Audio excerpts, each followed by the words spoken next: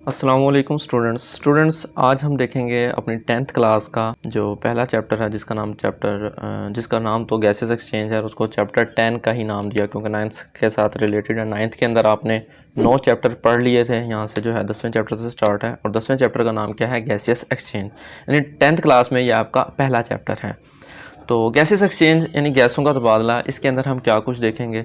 इसके अंदर हम आप कह लें कि दो किस्म के जानदारों के अंदर यानी प्लांट्स और एनिमल्स के अंदर जो है वो गैसों का तबादला देखेंगे कि पौधों के अंदर और जानवरों के अंदर गैसों का तबादला किस तरह से होता है। और दूसरा इसके साथ साथ हम देखेंगे रेस्पिरेटरी डिसऑर्डर्स कि हमारे रेस्पिरेटरी सिस्टम की जो बीमारियां हैं वो कौन कौन सी होती हैं। तो इन चीज़ों को हम कवर करेंगे इस चैप्टर के अंदर। जी तो स्टूडेंट्स हम जो हैं नेक्स्ट देखते हैं सेलुलर गैसेस एक्सचेंज वाले चैप्टर के अंदर जो हमारा सबसे पहला बेसिक कंसेप्ट है वो हमें कुछ टर्म्स का पता होना चाहिए कि ये टर्म्स क्या हैं, तभी हम जो है आगे देखेंगे गैसियस एक्सचेंज इन प्लांट्स और गैसियस एक्सचेंज इन एनिमल्स के पौधों के अंदर जो है वो गैसों का तबादला किस तरह से होता है और जानवरों के अंदर गैसों का तबादला किस तरह से होता है।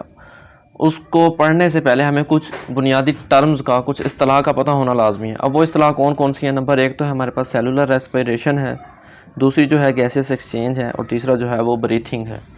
ये 3 इस्तिलाह अगर आपको मालूम होंगी फिर ही आप जो है आगे इस काबिल होंगे कि आगे आप पढ़ सकें कि गैसों का तबादला पौधों के अंदर किस तरह से होता है और जानवरों के अंदर गैसों का तबादला किस तरह से होगा। तो सबसे पहले देखते हैं सेलुलर रेस्पिरेशन को कि सेलुलर रेस्पिरेशन क्या है।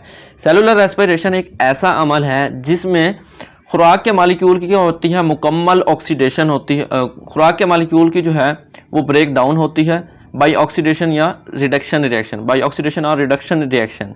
यानी खुराक के मालिक्यूल की ब्रेक डाउन ऑक्सीडेशन या रिडक्शन के ज़रिए होगी, ठीक है। और जो निकलने वाली एनर्जी होती है उसको जो है वो एटीपी में तब्दील कर लिया जाता है। इसको हम क्या कहते हैं, सेलुलर रेस्पिरेशन कहते हैं।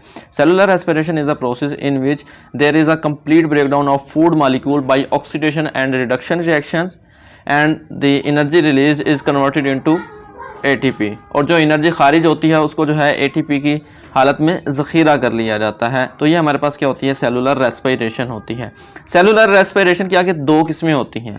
सेलुलर रेस्पिरेशन में क्या होता है, 2 किस्में कौन कौन सी हैं। नंबर 1 तो है एरोबिक रेस्पिरेशन और दूसरी जो है वो एनएरोबिक रेस्पिरेशन है। एरोबिक रेस्पिरेशन की अगर हम बात करें तो एरोबिक रेस्पिरेशन में क्या होता है, ऑक्सीजन का इस्तेमाल होता है। ऑक्सीजन इज़ यूज्ड ऑक्सीजन का इस्तेमाल होगा और जो है खुराक के मालिक्यूल की मुकम्मल ऑक्सीडेशन हो जाएगी। तो ये हमारे पास कौन सी होगी, एरोबिक रेस्पिरेशन। और जो एनर्जी निकलेगी वो ज़्यादा होगी, बहुत ज़्यादा मिकदार के अंदर जो है एनर्जी रिलीज़ होगी। और दूसरी जानिब जो हम एनारोबिक रेस्पिरेशन की बात करते हैं तो उसमें O2 का इस्तेमाल नहीं होता और जो एनर्जी रिलीज़ होती है वो क्या होती है, कम होती है, यानी उसकी क्वांटिटी क्या होगी, कम होगी। तो ये थी सेलुलर रेस्पिरेशन की 2 किस्में कि एरोबिक रेस्पिरेशन में क्या हो रहा है, ऑक्सीजन का इस्तेमाल हो रहा है और एनारोबिक रेस्पिरेशन के अंदर ऑक्सीजन का इस्तेमाल नहीं हो रहा। और दूसरा फ़र्क क्या है कि जो एनर्जी रिलीज़ होगी एरोबिक रेस्पिरेशन के अंदर वो ज़्यादा होगी और जो एनारोबिक रेस्पिरेशन के अंदर एनर्जी होगी उसकी जो क्वांटिटी होगी वो क्या होगी, कम होगी। तो ये था सेलुलर रेस्पिरेशन की 2 किस्मों के दरमियान फ़र्क। नेक्स्ट हम देखते हैं गैसियस एक्सचेंज क्या है।